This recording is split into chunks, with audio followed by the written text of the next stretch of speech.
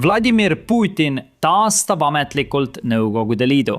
Pärast seda, kui üks Kremli lojaalsemaid propagandiste avalikult murdus ja paljastas Putini salajase miljardäri elu, varjatud tütred ja korruptsiooni, ei piirdunud diktaator vaid tema arreteerimisega. Ta viskas ta otse psühhiaatria haiglasse. Ja nüüd käsitleb Kreml igasugust kriitikat Venemaa presidendi aadressil sõna otseses mõttes vaimuhaigusena. See on Putini Venemaa. Ei interneti ega vabadust. Eile rääkisime Ilja Remslovist, Kremli-meelsest propagandistist, kes šokeeris Venemaad, tuues 5 põhjust, miks ta enam Putinit ei toeta. Ta nimetas Putinit isegi sõjakurjategijaks ning nõudis tema tagasiastumist ja kohtu etteastumist. Pärast minu video avaldamist lisas ta 6. punkti. Ta jäi oma kriitika juurde. Siin on 6. põhjus. Hoolimatu, peaaegu patoloogiline luksuseiha. Varem arvasin, et välisagentide uurimused jahtide ja residentside kohta olid veidi liialdatud. Aga 2026 aastaks on seda võimatu varjata. Putinil on üle kogu riigi umbes 20 paleed ja residentsi, lisaks lennukid ja soomusrongid. Kuna tema alluvad on ebakompetentsed või korrumpeerunud, jõuab kogu info välisluureni. Olen varem kirjutanud ülemaailmsetest eliitidest, kes selle asemel, et jääda ajalukku millegi tähenduslikuga, ehitavad endale omaenda Epsteini saare. Ja Venemaal paistab olevat üsna sama lugu. Putinil oli kõik. Kõrged energiahinnad, suur ja loodusvarade poolest rikas riik ning rahvas, kes teda noore presidendina siiralt toetas. Ta oleks võinud saavutada kõike. Teaduslikud läbimurded, parim tehisintellekt, Marsi missioon, Siriuse uurimine või inimeste elu oluline parandamine.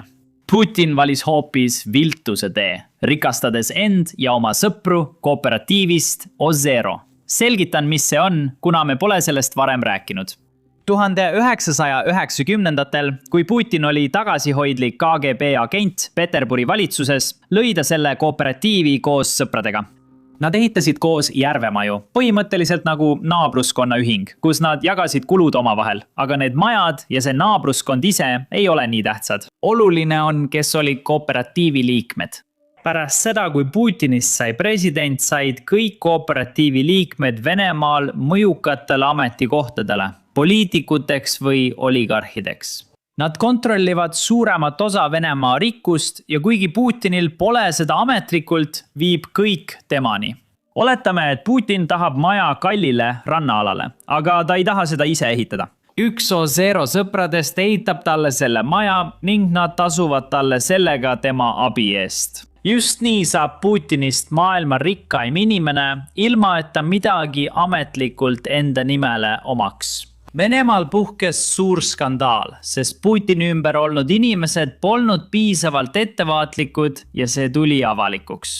Nad on küll rikkad, aga mitte ettevaatlikud, nii et kõik saladused on avalikkuse ees. Ja sellepärast räägivad venelased sellest kooperatiivist palju, sest nad teavad, et see on peamine asi, mis paljastab korruptsiooni Kremlis. Aga vaata, Remslov ei piirdunud ainult sellega. Pärast avaldust avaldas ta video, kus tegi selgeks, et Putin ei lase end ümbritsevatel nõuandjatel ninapidi vedada. Ta ehitas selle süsteemi teadlikult enda kasuks. See punkt lükkab ümber ühe ettekäände, mida Putin on alati kasutanud. Tavaliselt ütleb ta kriitika korral alati, et korrumpeerunud pole tema, vaid tema ümber olevad inimesed. See on vana vene nipp, hea tsaar, halvad požaarid, mille järgi tsaar Putin on hea.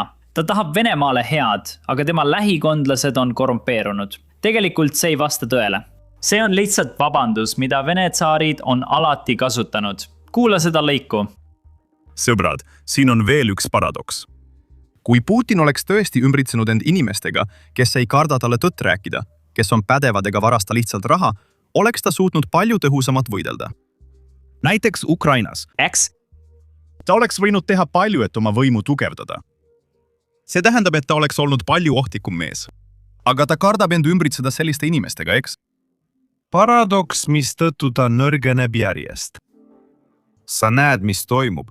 Täielik segadus. Ma näen juba selgeid märke süsteemi peatsest kokkuvarisemisest. Just sellepärast, et Putin kardab end ümbritseda inimestega, kes võiksid temaga konkureerida, kaotabki ta võimu. Tõenäoliselt juhtub see juba sel aastal, 2026. Siis asus ta Putini laste kallale. Putin on laste teemal väga tasakaalust väljas. Lapsi tuleb küll kaitsta, kuid kõiges peab jääma mõõdukaks. Probleem on selles, et Putin on väga arg ja ta on oma lapsi tõsiselt hirmutanud. Putini tütred ei kasuta tema perekonnanime, mis on absurdne. Kõik teavad, kes Tehnova ja Vorostova tegelikult on. Hirmust isa perekonnanimest keeldumine. Mis saaks olla haledam? Kas ma pean mainima, et nad ei ole kunagi ise oma karjääri ega elu üles ehitanud? Ja siis mainis ta midagi, mis oli justkui ettekuulutus. Soovitaksin Vladimir Putinil läbida 10-12 psühhoanalüüsi seanssi. Vajadusel võin spetsialisti soovitada.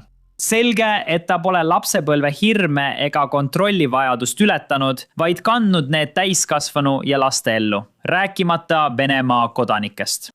Ehk aitab psühhoanalüüs Putinil mitte karta nutitelefone ja internetti, siis muutub elu lihtsamaks. Mis arvate? Ma arvan, et Putin luges seda kõike, sest ta võttis seda nõu kuulda. Aga kahjuks polnud see Putin, kes psühhiaatri haiglasse läks. Blogija, kes Putinit kritiseeris, viidi samasse asutusse, kuhu ta kutsus Putinit. Seda teame, sest ta kadus Telegramist ja WhatsAppist. Veel mõned päevad tagasi vastas ta kõigile, kes talle kirjutasid või vähemalt üritas nii paljudele vastata kui võimalik. Ja siis 2 päeva tagasi ei tulnud enam ühtegi vastust. Ja Venemaal tead sa, mida see tavaliselt tähendab, kui inimesed lihtsalt äkitselt kaovad. Tavaliselt on neil komme trepist alla kukkuda või aknast välja kukkuda. Õnneks seekord nii ei läinud. Reuters võttis ühendust Peterburi haiglaga ja uuris, kas keegi Remoslav on sinna sisse võetud. Haigla kinnitas, et täpse ees- ja perekonnanimega inimene on hiljuti sisse võetud, kuid rohkem infot nad ei jaga. See on arstlik konfidentsiaalsus, aga igatahes hea uudis. Ta pole vanglas ega surnud, vaid psühhiaatria haiglas. Aga me peame ka meeles pidama, mis juhtus Navalniga. Ta ei kukkunud kohe aknast välja. Ta saadeti vanglasse ja siis me kõik teame, mis juhtus. Putini jaoks asi ei lõpe siin. Vene Duumas surutakse läbi uusi seadusi. Vaata raportit. Vene Dumasse on esitatud eelnõu, mis keelaks ajakirjanikel kirjutada arvamuslugusid ja uurivaid artikleid süüdistavas kontekstis enne, kui kohus on otsuse teinud. Ajakirjanduslik uurimine keelatakse osaliselt. Ja lisaks kõigele sellele muudab Putin nüüd ka protestid ebaseaduslikuks. Eriti just protestid interneti sulgemise vastu. Kuulake. Nitsavissa ajakiri teatab Venemaal ebaõnnestunud protestikatsetest internetitsensuuri vastu. Pealkiri: protestid ei ole nüüd enam seadusega kooskõlas. Vene piirkondlikud võimud lükkavad nüüd tänavaprotestide taotlused tagasi ilma COVID-i piirangutele viitamata, nagu varem. Kazaanis teatati Jablika parteile, et nende taotletud interneti kaitseks korraldatava protesti eesmärgid ja konkreetsed tulemused on ebaselged. Irkutski oblastis kirjeldati taotletud proteste interneti blokeerimise vastu kui seadusega mitte kooskõlas olevaid. Kommunistliku partei Altai harule, kes soovis protestida Telegrami aeglustamise ja poliitilise repressiooni vastu, öeldi, et need loosungid ei kajasta tegelikkust ja on eksitavad. Paistab, et käib koordineeritud pingutus veenda venelasi, et elu ilma internetita pole probleem. Ilma GPS-i, kaartide, Telegrami ja uudiste rakendusteta elamine ei ole suur probleem. Ja just seda korratakse peaaegu igas Venemaa televisiooniprogrammis. Nüüd on nende vabandus see, et käimas on sõda ja riik peab tegema kõik, et kodanikke kaitsta. Oluline on meeles pidada, et Putin alustas selle sõja ja nüüd ütleb venelastele, et nad peavad elama nagu 1800. aastatel, sest tema alustas sõda, mida poleks tohtinud alustada. Kuulake. Noh, kui käimas on sõda, siis on tõenäoliselt olemas kõrgemad väärtused kui mugavus ja see pidev hüsteeria teemal, mis siis kui ja mis nüüd. Noh, kui riigi juhtkond on sellise otsuse teinud, siis tõenäoliselt põhineb see väga konkreetsel arusaamal olukorrast.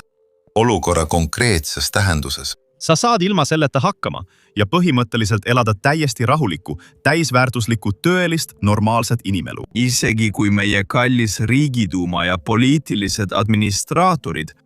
Meie kallis riigiduuma ja meie kallid poliitikud. Meie kallid ülemused kehtestavad täna mainitud piirangud. Piirangud, mis täna Nad paigaldavad lairiba interneti igasse maakoha kemmergusse, aga siis istud kemmergus ja interneti pole. Mis teha? Ma olen juba unustanud, kuidas asju teistmoodi teha. Ja kuhu see viib? Ärritus, rahulolematus ja igaüks võib seda ära kasutada. Siin pealinnas on tõsiseid interneti- ja mobiilsidehäireid. Mis sa oskad öelda? Sellised ajad ongi. Mõnikord peab lihtsalt natuke kannatlik olema. Mobiilside kaudu piiramine. Ilmselt lülitati need spetsiaalselt välja, et piirangud kehtestada ja vaadata, kuidas see toimib. Näed, töötab. Ja, nüüd hakkame elama.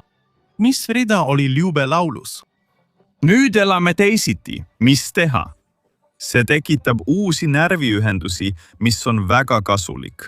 Kui avad sellise paberkaardi, näed maailma teisiti. Sa hakkad nägema, millised tänavad seal on. Kui sa tahad sellest tõsiselt rääkida, mõtle rahulikult. Näiteks, kuidas me elama hakkame? Oh jumal, kuidas me elama hakkame? Me saame suurepäraselt hakkama. Kannatavad mitte ainult tsiviilisikud, sama probleemi üle kurdavad ka Vene sõdurid rindel.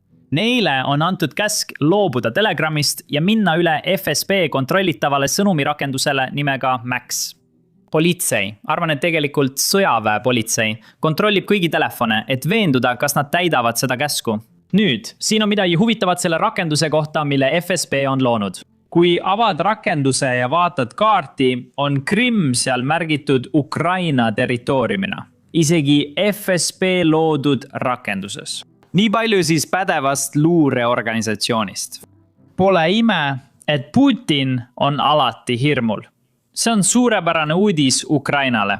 Varsti suhtlevad Vene väed rindel paberikirjadega. Seda ei ütle mina. Nii ütles Ukraina president Zelenski. Kuulake. Venemaa eriteenistused tegutsevad Ukrainas Telegrami kaudu siiani. Me teame seda. Me tuvastame selle. Me võitleme selle vastu. Mis puudutab meid, siis ausalt öeldes töötame ka Venemaal läbi Telegrami. Venemaa piirates Telegrami on muidugi nende ühiskonnale teateid edastada raskem. Saab olema kõige keerulisem. Ma sain siiski raporti nende uuest Max-võrgust. Noh, jõuame ka Maxini. Nende sammud, tegevused, sotsiaalvõrgustike ja mobiilside piiramine on suunatud täieliku kontrolli saavutamisele. Me mõistame, mida Putin Venemaal ehitab või on peaaegu juba ehitanud. See on samm tagasi, 100 aastat tagasi. Nad võivad põhimõtteliselt varsti üle minna paberpostile, telegraafile ja hobustele. See on nende tsivilisatsioon. Võib-olla Putinile see meeldib. Võib-olla nii tunnebki ta end jälle noorena. Võib-olla just seda ta tunnebki, kui ta jälle noor on.